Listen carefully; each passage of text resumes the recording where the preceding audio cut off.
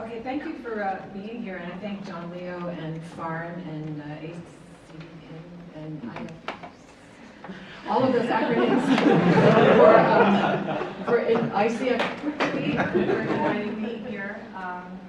You should maybe identify what your acronyms mean. As outsiders.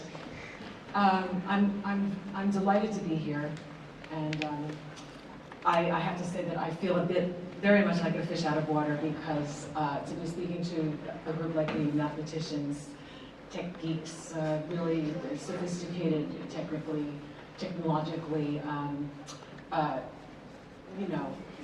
creators and artists who do all that. I don't use maths or logic or any of that stuff. My normal stomping ground is the concert hall. And what you do kind of boggles my mind. So I'm going to be speaking to you as a pianist who plays an acoustic instrument for the most part. I play harpsichord now, since my amazing husband built one for me.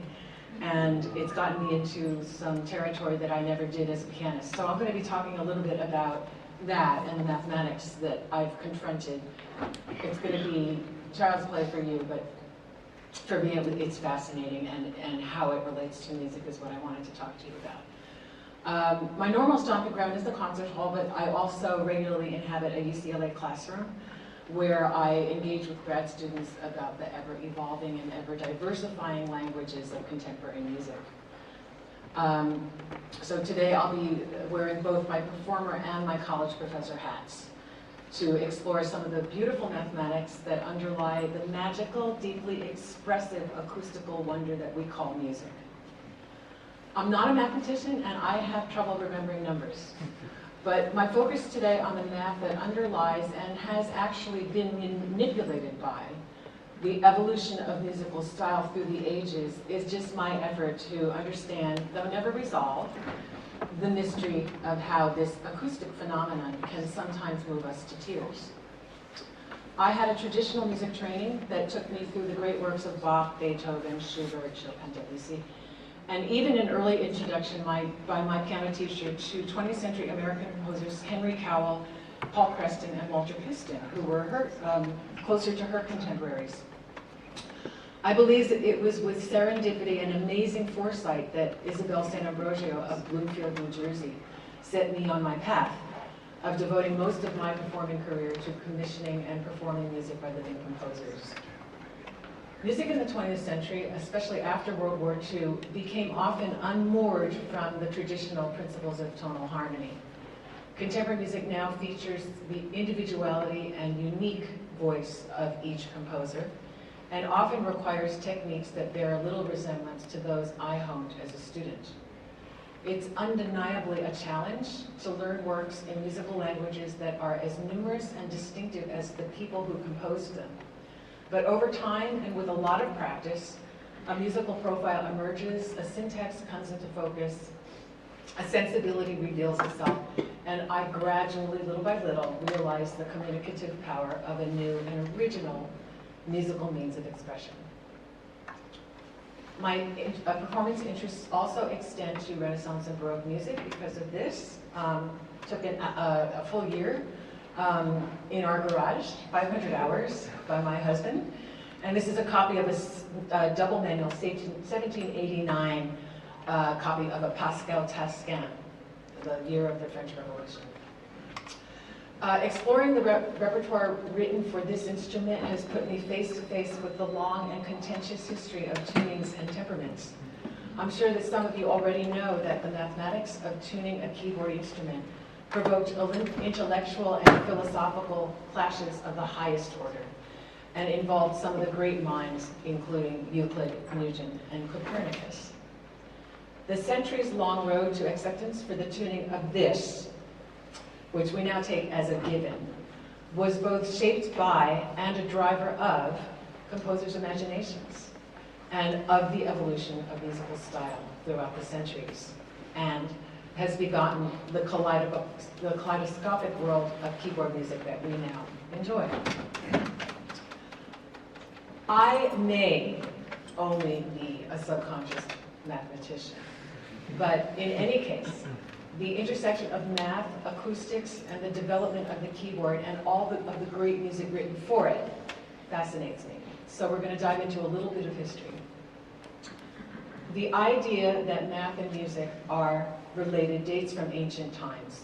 The 6th century BC philosopher Pythagoras posited that numbers in natural ratios and proportions were principles that governed everything in the universe, from astronomy to musical harmonics, to the sense of justice, to the purity of the soul, a universe based on mathematical principles of harmony.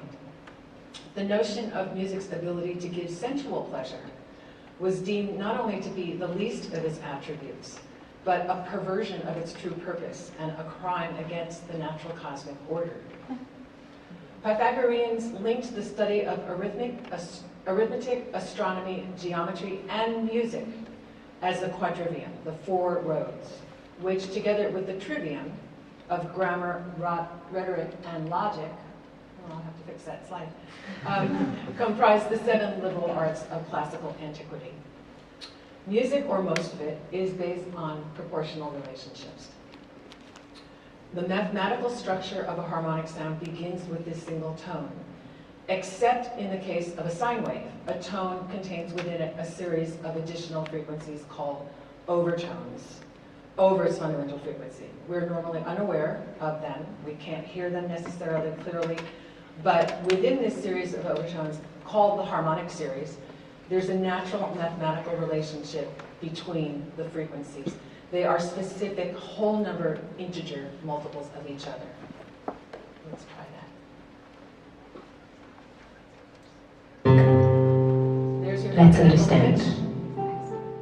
When I divide the string in 2 by placing the free part at the center, I hear the same pitch as the open string, but an octave higher. Now I will divide the string in 3 and place it on the 3rd. I hear a 5th above the original note. When divided into 4, I hear the same original pitch, but 1 more octave higher. And 5 will give me a 3rd above the original note. Okay. So the laws of nature are amazing. Pythagoras demonstrated this on his monochord, this 1-stringed sonometer and musical instrument that he made famous. And so what happens is you divide these are rational whole numbers that if you divide the string into 5 parts and cut off 4 of them, you've got a major third. If you divide a string in 2 and cut off 1 of them, you've got an octave above the fundamental, etc. And that's how they work, amazingly. I mean, the fact that they are whole numbers, it sort of amazes me. Is it not amazing? You know, the laws of nature. So, and then some other more complex intervals. If you just keep on doing that, eventually you'll get all the pitches of the major scale, and you just transpose them into the register that you want them to be. But these ratios are what make a piece like this possible. And I'll show you just a few minutes because you can see the inside of the piano in this video.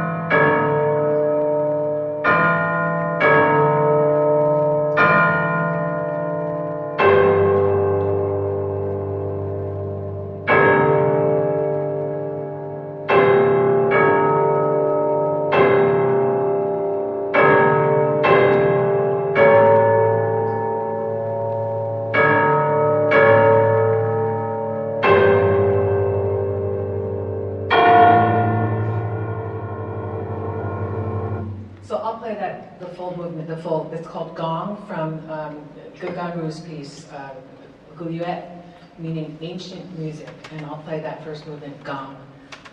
later on tonight. For keyboard instruments, i.e. fixed instruments with each string tuned to a specific pitch, a specific note, a series of adjustments have been made over the centuries to the pure harmonic series. So listen to the pure harmonic series and follow along. You'll see this is it, the harmonic series as very, very much approximated on a modern equal tempered piano. But listen and listen to the actual natural harmonic series and you'll hear how much it deviates from our piano pitches.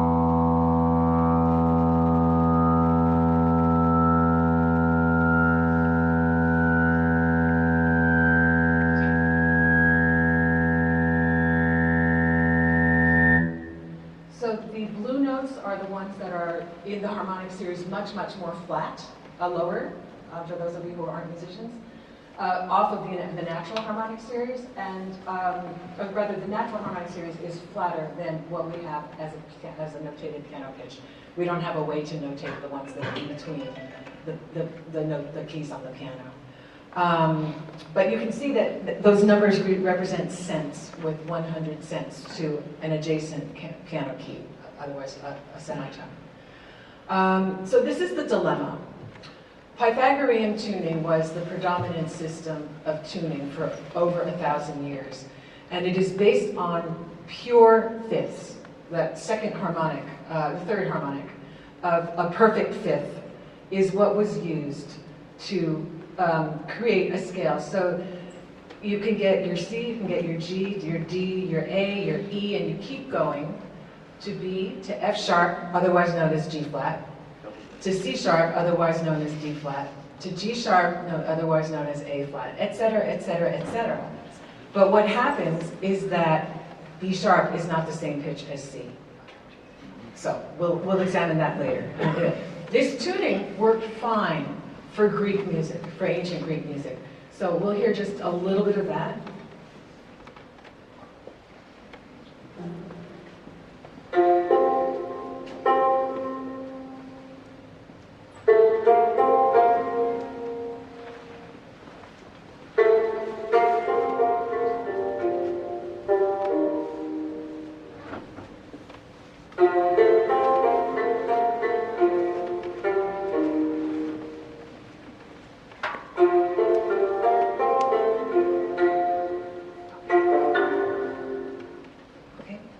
And let's go to the next slide. So tuning fixed pitch instruments, such as a keyboard, presents this problem. The circle of fifths that we use to, learn our key signatures and all of that is not a circle, it's a spiral. If you actually use that as tuning. 12 fifths, if you go around and do your tunes, C, G, there are 12 of them, they do not equal an octave. So it lands you a little bit too high. So this is known as the historical tuning problem. And the octave and some other intervals are quite out of tune. But the fact of the matter is that the octave is fairly inviolable. Most cultures, most musical cultures hold that 2-to-1 ratio as a given, as something that they honor. Few don't, but in Western music, certainly the octave kind of rules. So the problem is that perfect fifths, if that's the way you're going to tune your keyboard or your guitar or whatnot, They compromise perfect thirds and vice versa, and so perfect ratios are not compatible with each other within the confines of a perfect octave.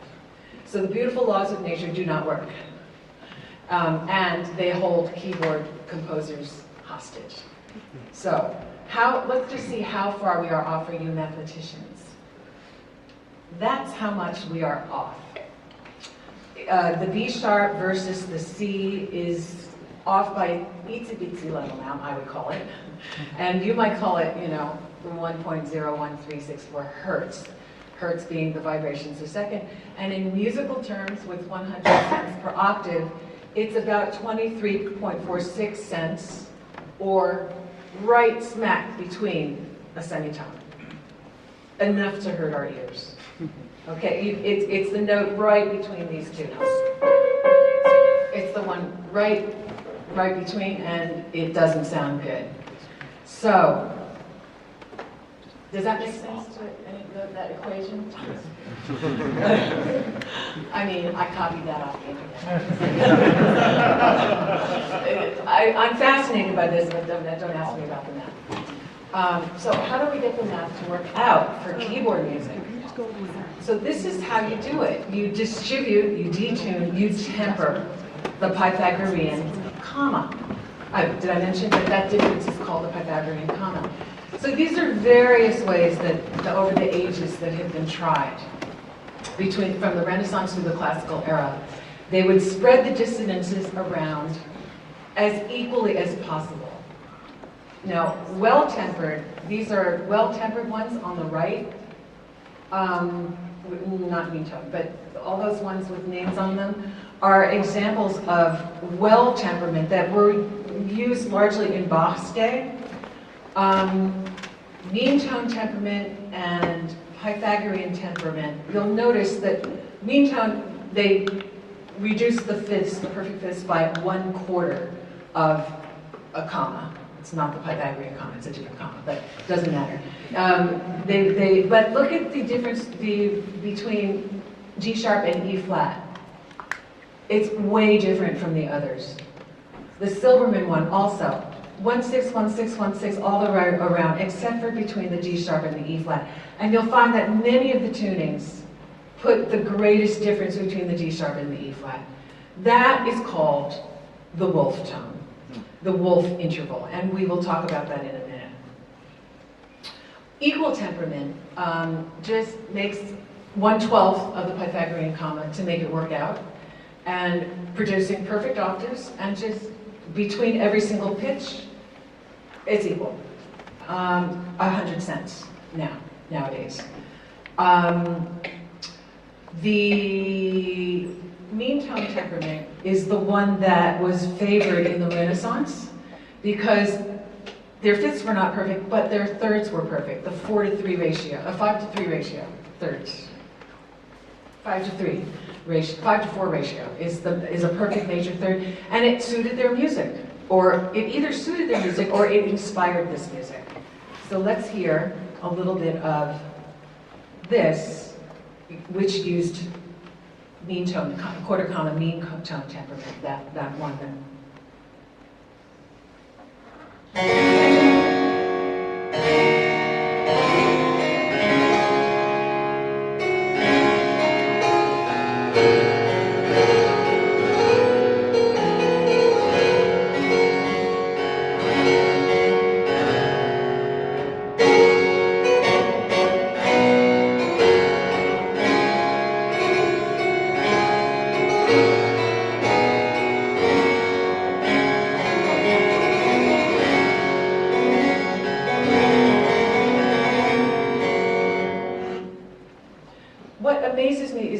The temperaments followed the demands of composers' imaginations, and in turn dictated the evolution of keyboard instruments, in turn inspired the composers' imaginations to do something else, and most importantly shaped musical style throughout the history of Western music. The musical ideas imagined by composers determine which tuning compromises to choose. So, the long and convoluted history of arguments over just how to tune or temper the purity of Pythagorean tunings is long, deep, and esoteric, and I've gotten about as deep into the math as I can handle. So I thought you might want to just hear a little bit of the difference between Pythagorean and equal temperament. So I tuned, my slides are all messed up. Strange. Okay, I tuned, my upper manual is in equal temperament, the lower manual is in Pythagorean. And you can see the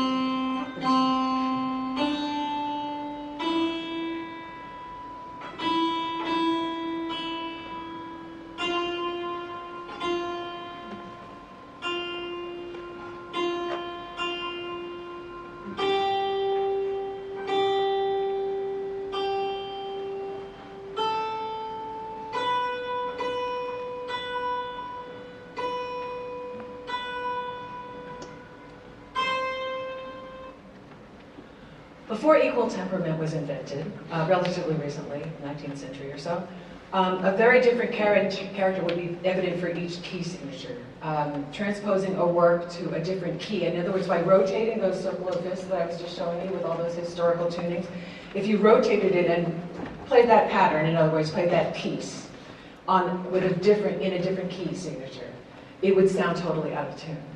So you'd have to transpose, you'd have to retune the instrument to play in a different key.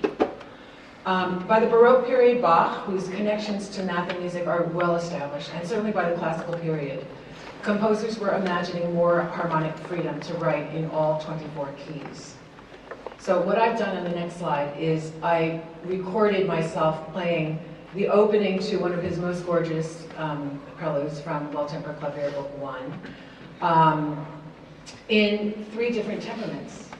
So let's see, if you have to listen very carefully. I mean, these are very subtle differences that might become more evident if I played the entire piece.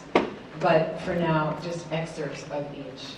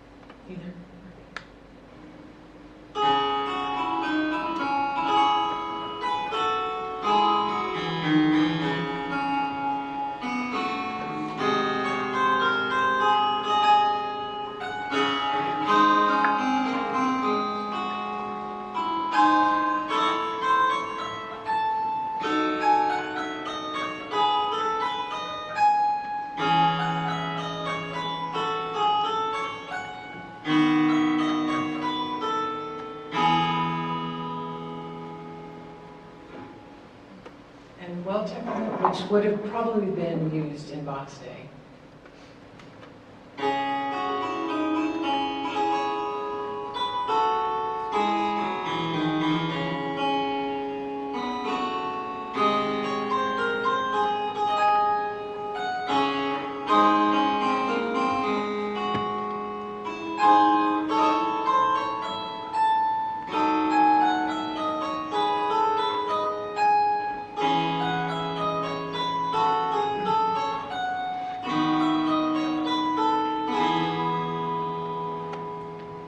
Did you hear a difference? Mm-hmm. What did you think? Equal temperament was quite jarring at times. Uh-huh. Pythagorean shirts really was. Yeah. When the chord. It sounded good though. It sounded good. Pythagorean. The ending chord of Pythagorean. You liked Pythagorean? The ending chord of Pythagorean. Ah, crunchy though. Well, the next slide, it turns out that recent research by a Dr. Bradley Lehman, a harpsichordist, published in 2005, he actually, he discovered that that little squiggle at the top was not just a squiggle. It's not just a decorative ornament. He calls it our Rosetta Stone, suggesting that Bach's tuning temperaments was right there. indicating with kind of signs of the double spiral versus the non-spiral, and the size of the hooks, of the loops. You could look it up yourself. It's way too much to get away. Any of these topics tonight are worthy of, a lifetime of study. But this is, Bach hid them in what was, for many, many years, thought to be just an ornamental squiggle on the title page of his own copy. But it is definitely a well-tempered, because he called it the well-tempered clavier, not the evil-tempered clavier. So, but the specifics of it are in Bradley Lehman's work. So I want to return to that wolf interval just for a moment. To close the circle of this, you remember the B sharp that went spiraling off. In order to make it work, the math dictates that instruments that use Pythagorean and mean tone tunings use 11 pure fifths and 1 non-pure fifth, and that's it. The reason they place it between G sharp and E sharp, it's just how many pieces are there in G sharp? So you can move it to favor it. If you want to write in G sharp, you rotate the wheel and put the wolf fifth elsewhere. But let's hear how bad it sounds. So let's do this one first.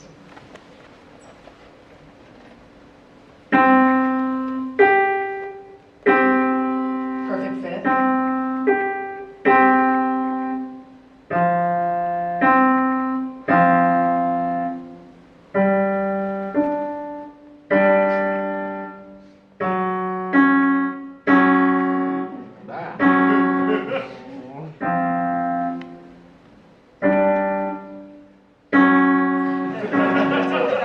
It's really bad. I wanted to test this out myself. So I tried it on my harpsichord.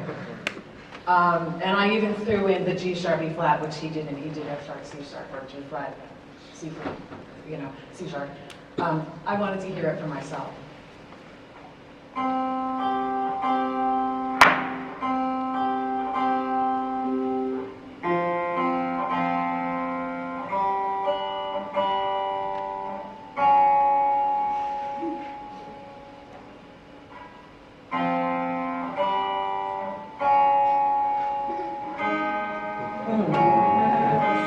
That one really sounds bad.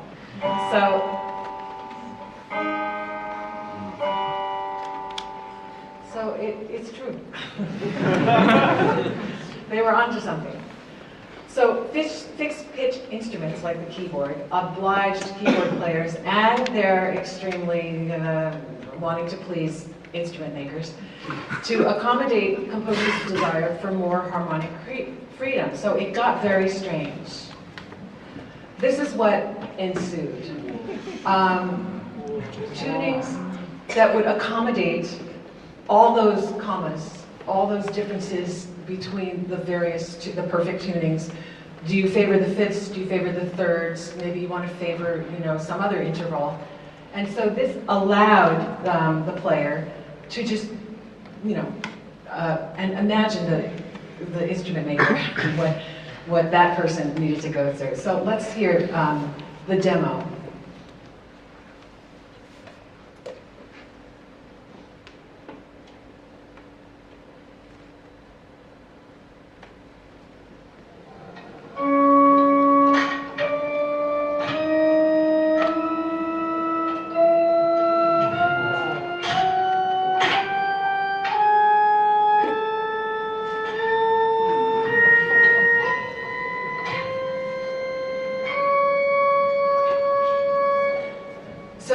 What key the piece was in, you can choose which of those black keys to play. So here's an example by Nicola Vicento, which really explored these different tunings.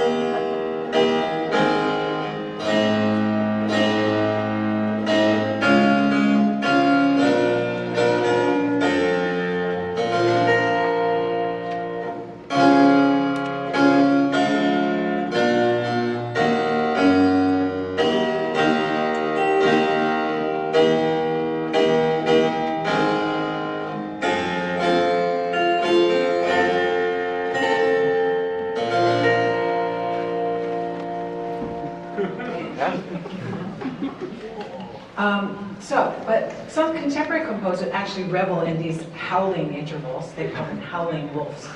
So in these wolf intervals and other dissonant intervals, as a way to expand the tonal color palette of a piece and immerse us in a different sonic reality. So, Lamont Young, New York-based still, was one.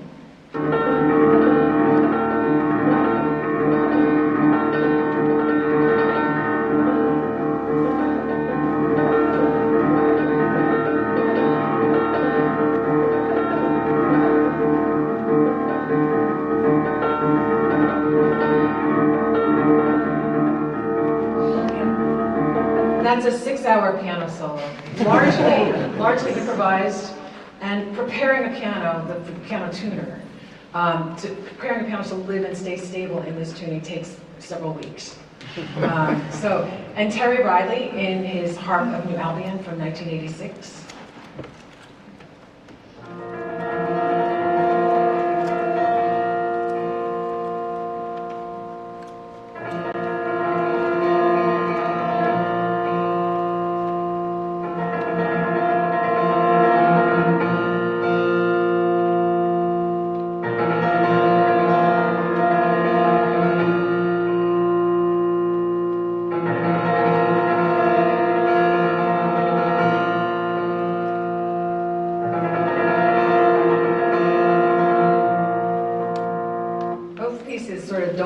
The opening lick, just to let you really settle in for a while. That's not 6 hours, but so the tradition of creating instruments as Vicentino did lives on in 20th century composers like Harry Partch and his followers, who created all sorts of instruments from found parts and etc. The Douglas aircraft cones and the Ford hubcaps on the marimba down there, and cloud chamber bowls from the Berkeley Radiation Lab. So some of them are keyboard instruments, as you can see, and we can just take a quick listen to his diamond marimba. Diamond marimba.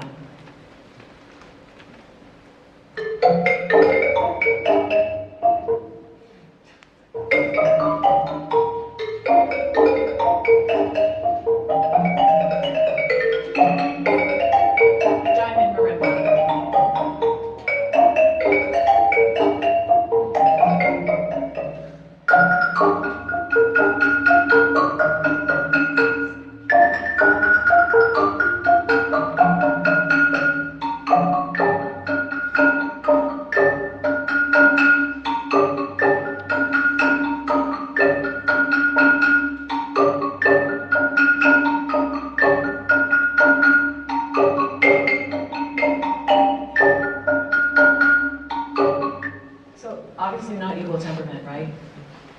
Equal temperament today is the most common tuning system in the West. It distributes the small intonational defects of the Pythagorean comma equally amongst the 12 pitches of the chromatic scale. Equal temperament is decidedly a microtonal tuning, though it's seldom referred to as such. We just have taken it for granted that that's the tuning. But it is a microtonal scale. It achieves consistency by sacrificing perfect interval ratios.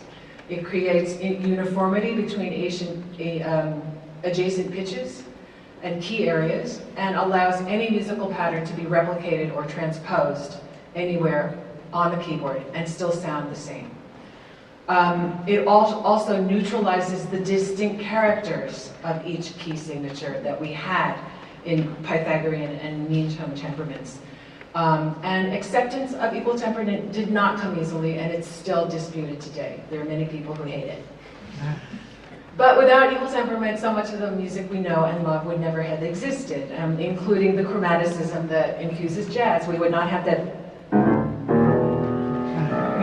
you can't have the Pink Panther and not have chromatics that are equal. So, as composers forged ahead, creating musical ideas and styles that followed the evolution of tuning and temperaments, and vice versa, the increasing chromaticism of the late Romantic period opened the door to atonality and Arnold Schoenberg's method of composing with 12 tones.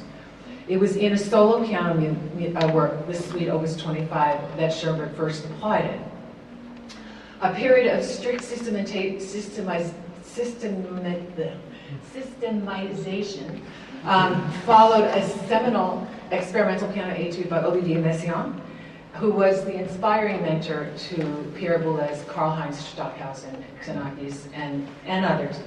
I'm going to withhold playing this, but you can see that everything was serialized. There is an order in which all things, the attacks, that would be one of the intensities, the valeur et d'intensité.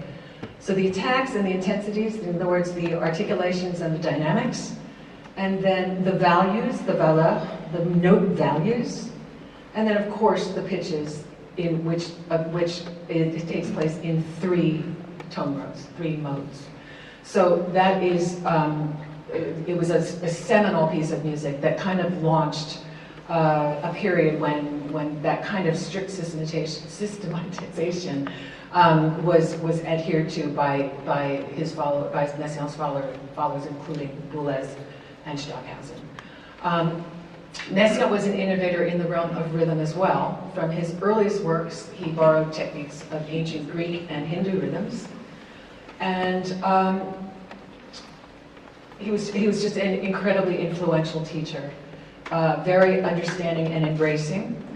The Greek composer Iannis Xenakis is the composer who's most noted for integrating his training as an architect, civil engineer, and mathematician in his music. He brought mathematic processes to his note choices, rhythm, and structure, and which included set theory, probability theory, stochastic processes, new forms of calculus, and game theory, among others, which you know about and I don't.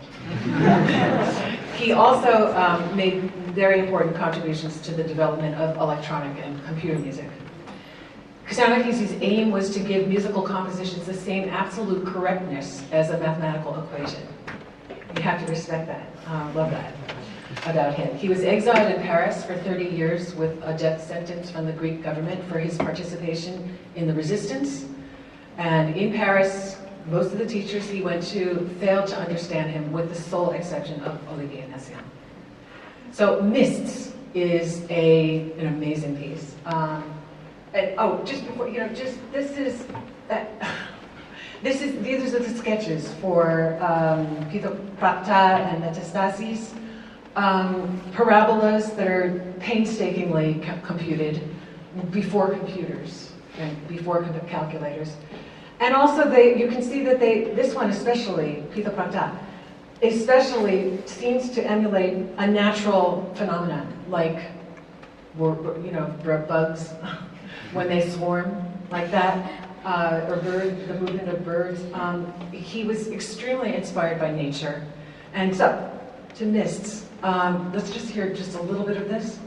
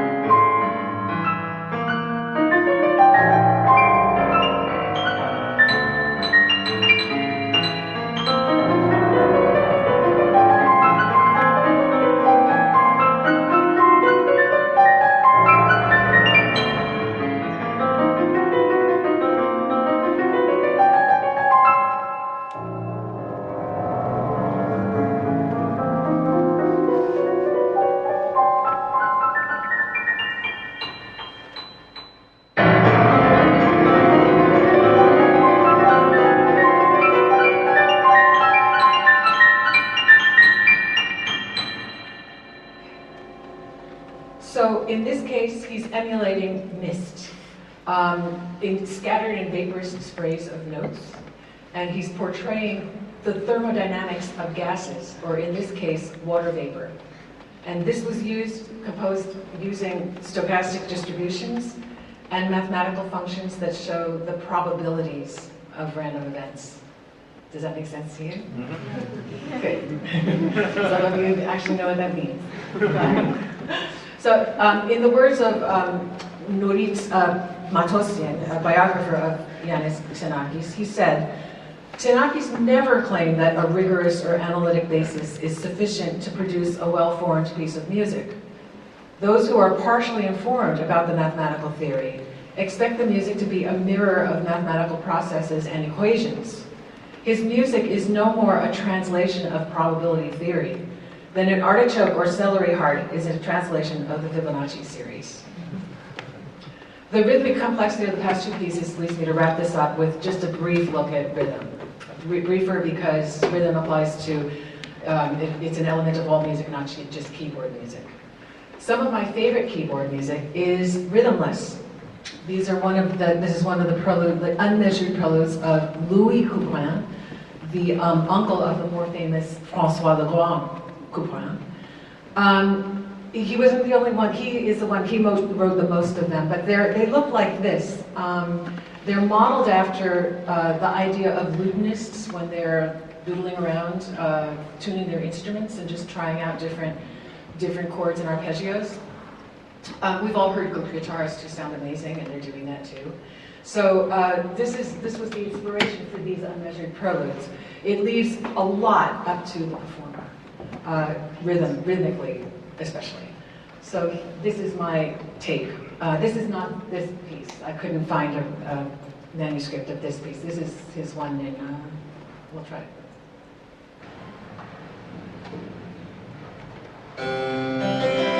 C major.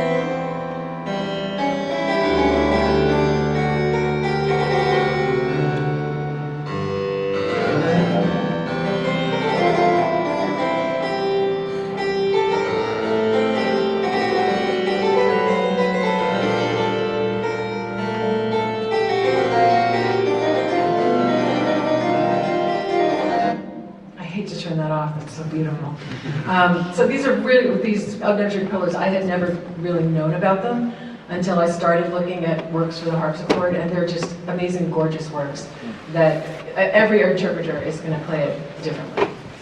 They're very fun to fool around with. It's not, the notes are not difficult, so it's all about what you want to make and where you find the harmonic gravity. Music has moved towards more rhythmic complexity as the rhythms of life have gotten more complex and global.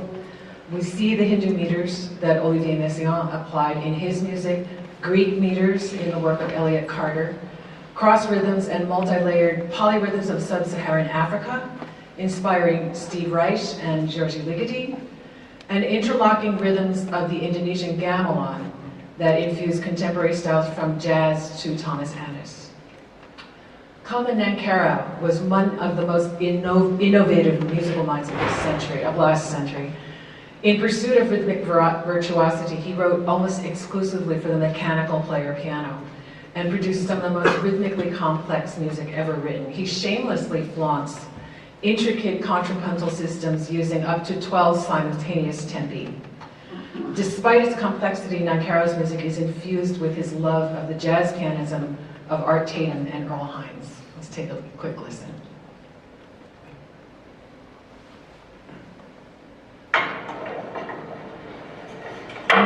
And the imagination it took to punch holes in a player piano roll to create this music is astounding.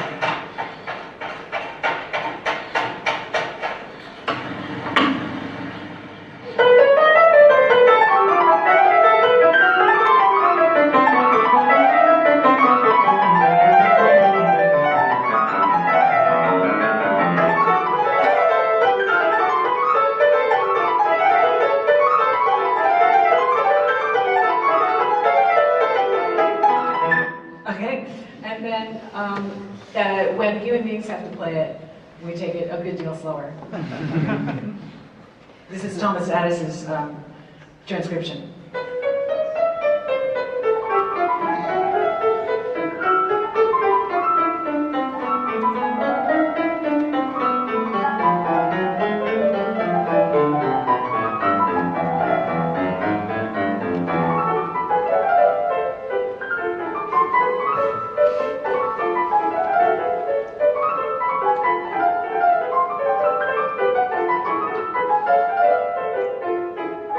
Thank you.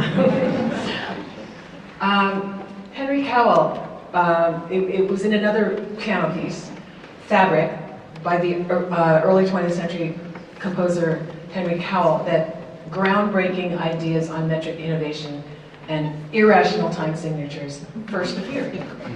He developed his own notation for these non-integer note values, and Cowell, he was the teacher of John Cage and George Gershwin, so he really embodied a spirit of exploration and experimentation that has come to define American music. Writing in 1930, he criticized the existing notation system as being incapable of representing any but the most primary divisions of the whole note. And he was right. So this is his notation, and we'll just listen to a little bit of this piece, Fabric.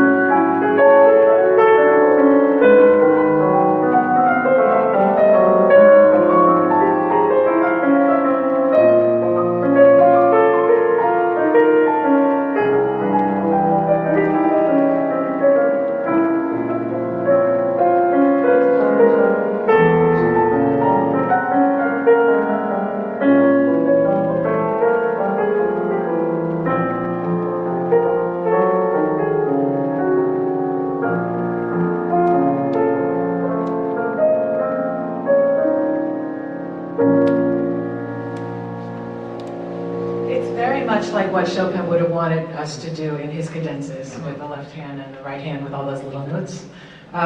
It's the style itself is very very romantic, but this is what he wanted, and for future composers to go with, to take and run with. In more recent times, a British composer, Thomas Adès, was among the first to use the irrational time signature in classical music, and his notation is now used not only in classical contemporary music, but in jazz notation as well. I'll be playing this movement a little bit later tonight by Stephen Andrew Taylor. If you were at the FARM session this morning, you heard his work, sonification of DNA strands, I think. Is that right, Steve? Yeah. Okay. So the irrational time signature, what does that mean? 2/4, that's easy. The 5/12, you're a mathematician, so you know it. Any suggestions of what that means? Yeah? No. Really? Okay. Well, 6/12 would be the same as a 2/4 bar. Right? It would be 2 beats, a 6/4. So, likewise, a 6/14, a 7/14 would also be a 2/4 bar. Right? Okay? So, but what he wants is the note value of the 6-tuplet, but not all 6 of them, followed by the note value, the speed of the septuplet, but only 6 of them, and etc. Etc. So we'll hear this first page, and then I'll play this later tonight, hopefully.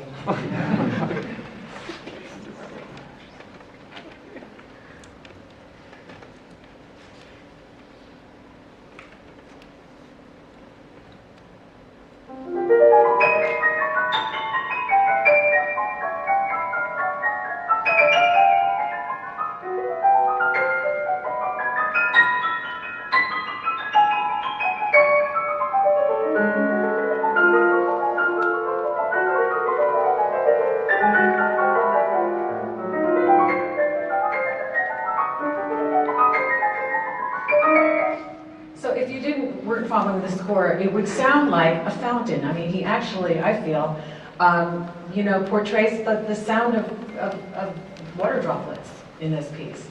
and how they don't fall in rational speeds. So it's just this kind of a natural flow of something, a natural phenomenon. And it's remarkable, I think. I love this piece. The 7 memorials it's based on the idea of, a concept, I think, by Myelin, of making memorials to the earth, of endangered places on the earth. And so this is about Yellowstone and portrays a geyser in the most amazing way. So, in conclusion, musicians, like mathematicians, are inspired by the quest for beauty, whether it be in the form of a sonata or an elegant proof.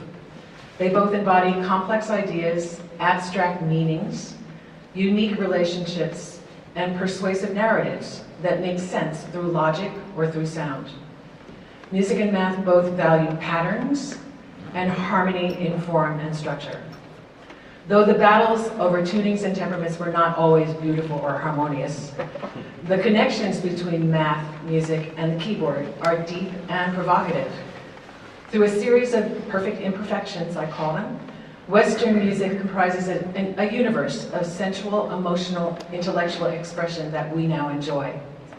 As I play the music written for harpsichord and the very different music written for the piano, and maybe as you listen to your next harpsichord or piano concert, it's worth reminding ourselves of the centuries-long tale of how we got here. Thank you.